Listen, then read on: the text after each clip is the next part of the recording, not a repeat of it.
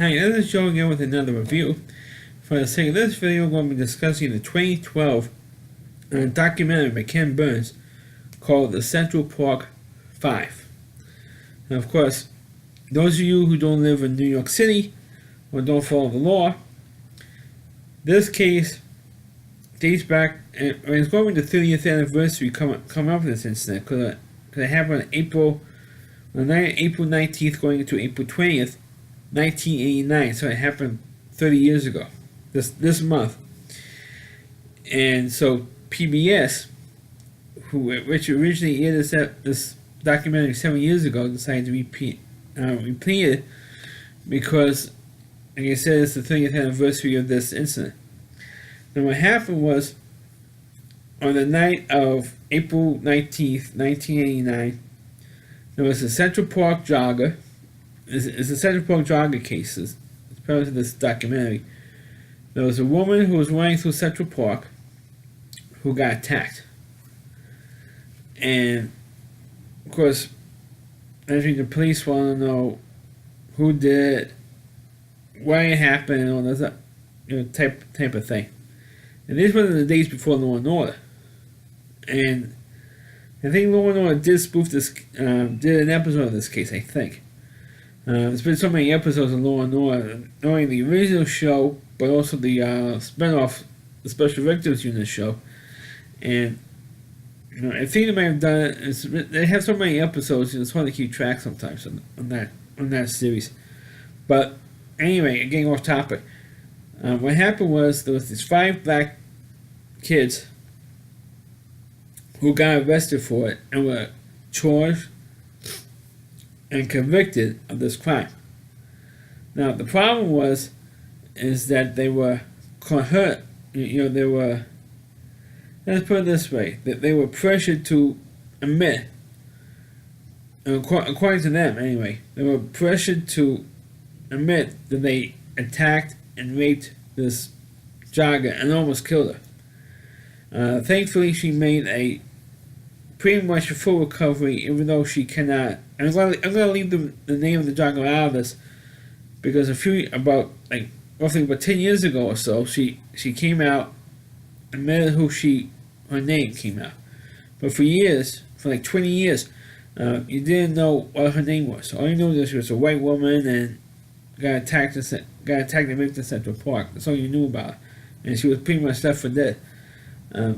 But for this video, I'm going to leave her name out of it. And so, what happened was that the 5 people, years later, back in 2002, 2003, there was a guy who made a statement to the police. He was already in jail for another crime, for raping somebody else. Came out and says, "I'm the one who raped the woman in Central Park. I'm the one who attacked and raped the Central Park jogger." Which, of course, everybody says, that this guy was covering up for the Central Park 5 because he felt guilty that all 5 of them went to jail. Even though most of them, at that point, I think roughly before the 5 were already served a prison time, because they were all minors at the time, so they all served their time for the Central Park jogger case. But one of them went back to jail because of the fact that after he served his time in the Central Park jogger case, he couldn't get a job because everybody knew him from the Central Park jogger case, so he went into the ever popular profession of selling drugs, or being a drug dealer. So he went back to he ended up getting caught and got arrested and went to jail for his drug case, which was totally unrelated to the Central Park jogger. Excuse me. It was totally unrelated to the Central Park jogger case, but he served a longer jail time because he was previously convicted for the Central Park jogger case. So he was in jail for that, and he happened to be in the same jail for the guy who admitted that he actually did it. So he felt so sorry that this guy, not only that this particular guy, but the other 4 guys of the Central Park Five, all five of them went to jail. It wasn't just one or two guys; it was like five guys were charged and convicted of a crime that he did. So he felt, he felt a bit of remorse. Says, "Hey, these five guys did time for something that I did," and he just wanted to, clear the record, set the record straight. Even though this guy nearly killed this woman and raped her, he actually felt a little remorse that the five guys did time for what he did. Pretty much, ruined their lives and stuff. But the problem was that as I was watching this documentary, I think Ken Burns actually made a statement in an interview and hype for this movie, because I think the movie was screened in for the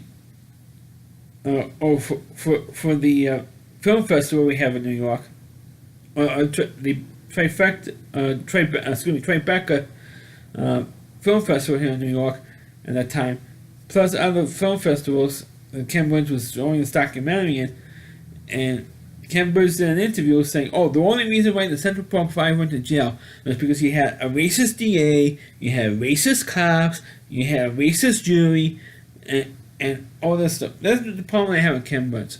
Any of you who have seen my documentary, my review of the Ken Burns series, baseball, Ken Burns' baseball series documentary, you know my feelings about Ken Burns. He is an anti-white, pro-black documentary filmmaker.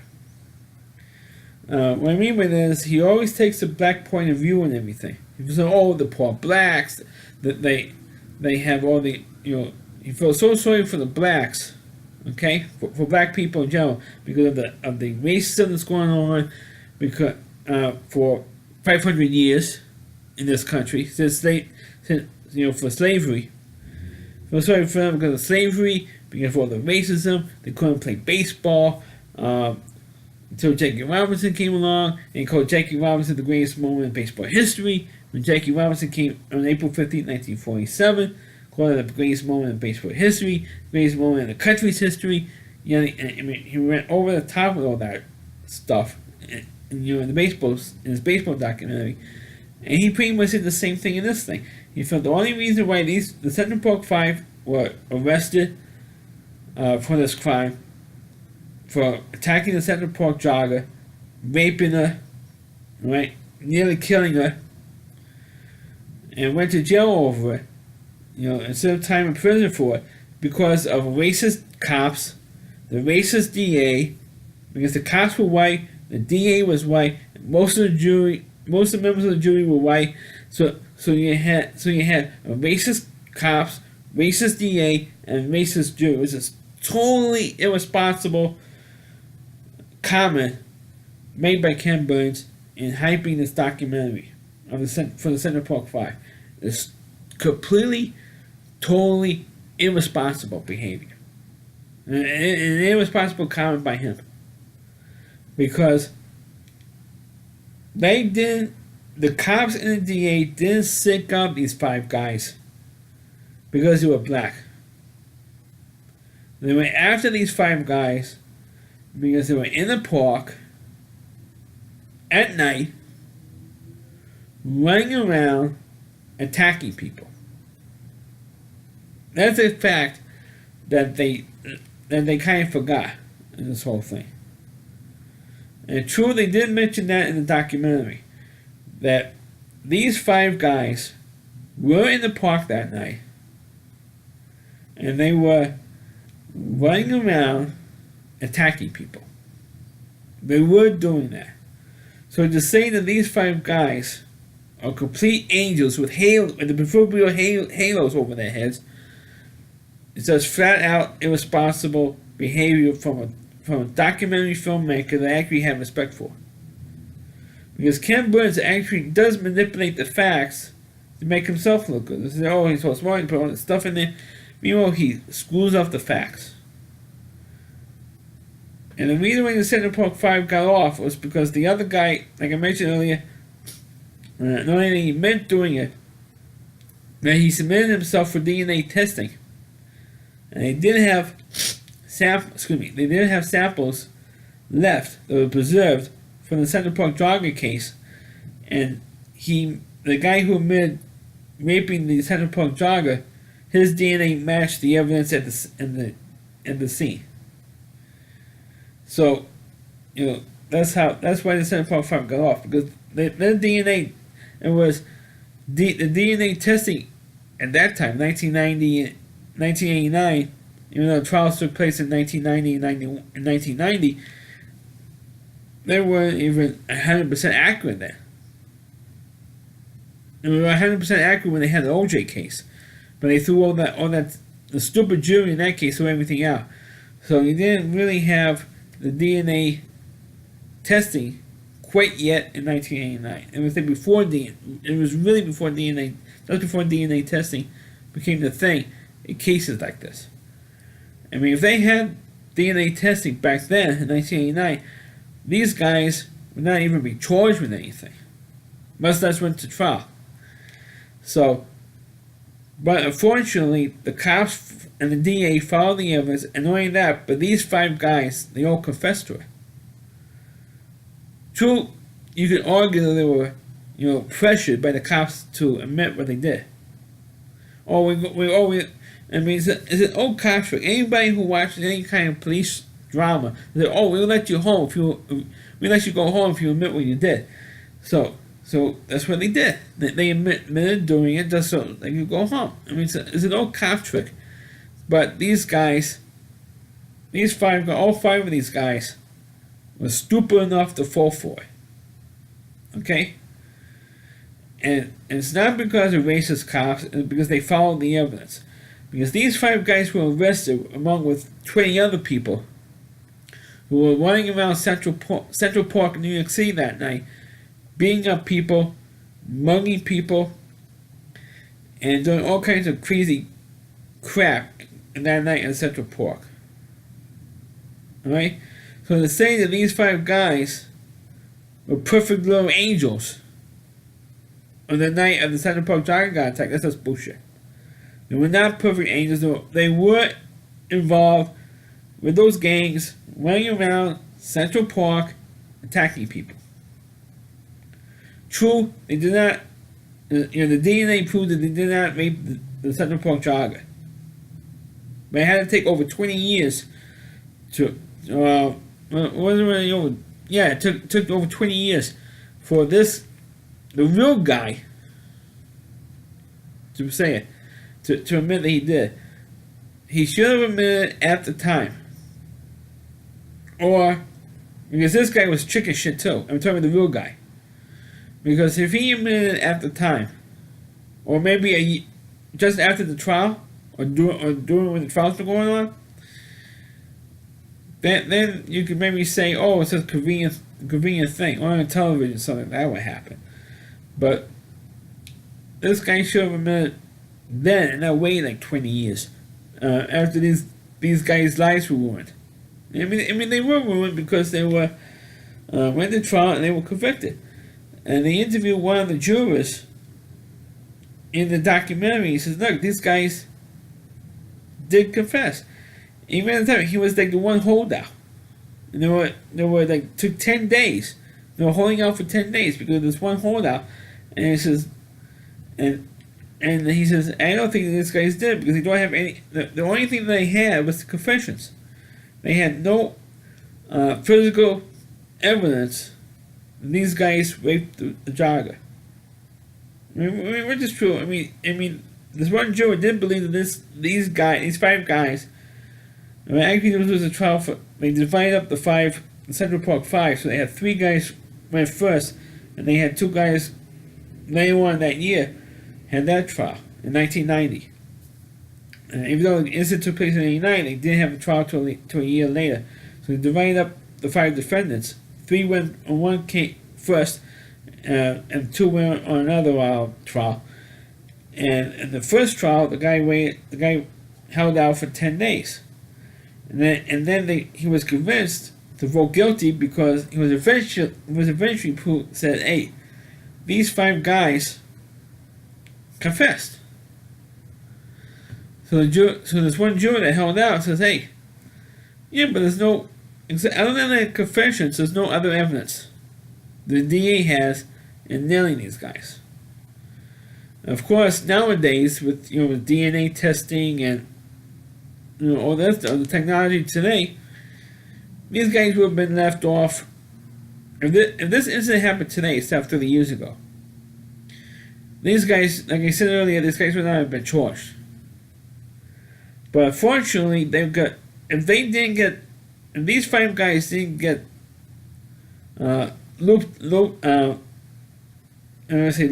with the other guys who were running around Central Park beating up people, you probably wouldn't even have, because they believed that the cops believed that the guys who were running around Central Park beating up people were involved with the jogger case because it happened the same night. So because they beat up like a homeless person, they beat up, they were going around beating up homeless people in Central Park.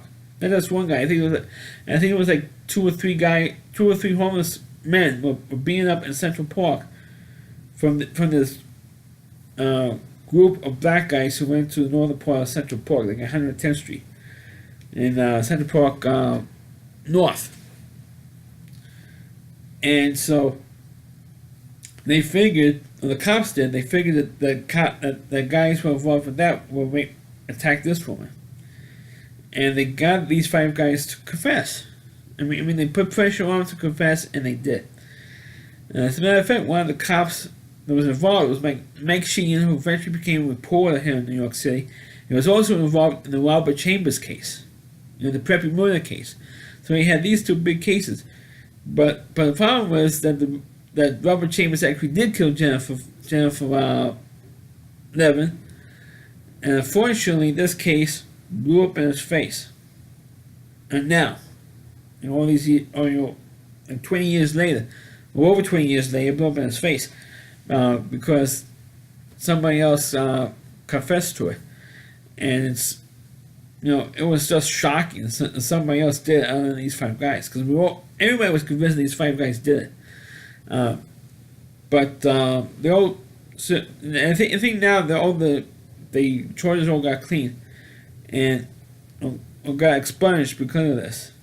And they sued New York City. They sued New York State. They sued the cops. They sued the DA's office, and they got a settlement. They put I think over $400 million or something for all five. It's combined for all five of them. I think it was either $41 million or $411 million, something like that. They got from the DA and the police department. But no amount of money, and I think one of them said, "No, all the money in the world can come back to what we all lost. We all lost something here in this case." But it's a shame that that these guys didn't actually do it, because they were, like I said earlier, these guys were not perfect angels. They were running around the park. They were all running around beating people up, and they should have been charged for that. At the time. But they were also focusing on nailing people for the Central Park jogger case, and they forgot that they didn't charge them for that. Because if they had charged them for running around beating people up, that was their alibi. They couldn't beat up the jogger because they were raping the Central Park jogger when they were beating other people up. So that's the logic in getting these guys off for that. But I just ticked off with Ken Burns because for doing a interview before this documentary aired on PBS, saying that the reason why these five kids went to, well, the kids at the time, these innocent black kids went to jail at the time because of a racist DA, racist cops, and racist jury, and they were convicted by a racist jury. Give me a effing break, Ken Burns. Give me a break. The only racist around here is you. I think you're the one that's racist. You always take the black side of you and everything. You don't have any pride in what you are. I mean, come on. These five guys were not innocent. They were running around in the park. They were beating people in Central Park. They were beating people up in Central Park. You want to take that all away because they were convicted, or they were wrongly convicted in Central Park in the jogger case? You want to forget all that? You want to forget they were in the park that night? It's not like they weren't in the park. They were in the park. They were beating people up, and true, they were not charged with those crimes, which they should have been. But they were wrongly charged and convicted of the Central Park Target case, and spent time in jail for it. And true, they got money from the state over it and stuff, but we all knew that these 5 guys were not innocent because they were in the park that night beating people up. And I repeated it a few times already, but it's true. The other guys took on a racist system and had it in for these 5 guys. I mean, these 5 guys never had a record until when they got arrested with everybody else for the attack, for the wilding attacks in Central Park. I mean, if they weren't in the park that night, or they didn't go to the park that night, or fight with these guys, they wouldn't have gone into any kind of trouble. I mean that's true. I mean, if they just stayed home. I mean, they were bored, so they went to Central Park and started beating people up. On the same night that the Central Park Jogger got attacked. And this happened to be, they all got looped in for that. But I'm glad now that the whole thing got settled. I mean, it's really a crazy turn of events, and the guy confessed and everything. And this other guy confessed and everything. And he was in jail for raping somebody else. So they didn't even think that this guy could have raped the jogger because it was like slipped through their fingers. The real guy. But like I said, it took him like 20 years or whatever it was, 15, 20 years before the Central Park 5 really got, really officially got off on the case. The records got expunged and stuff, except for the one guy who was stealing drugs because there was, like I said, a separate, unrelated to the Central Park jogging case. So that's my review of the Ken Burns documentary, The Central Park 5. Please click on the video, please rate it, please subscribe to my channel, and please forward this video to your Facebook pages. You can check out all my reviews not only on my YouTube channel, but at RallyC.com, that's all WDY, RallyC.com, that's the homepage of my reviewer, Chris Lee Moore, and please check out all of his videos on his website as well. Thanks for watching. Catch you next time.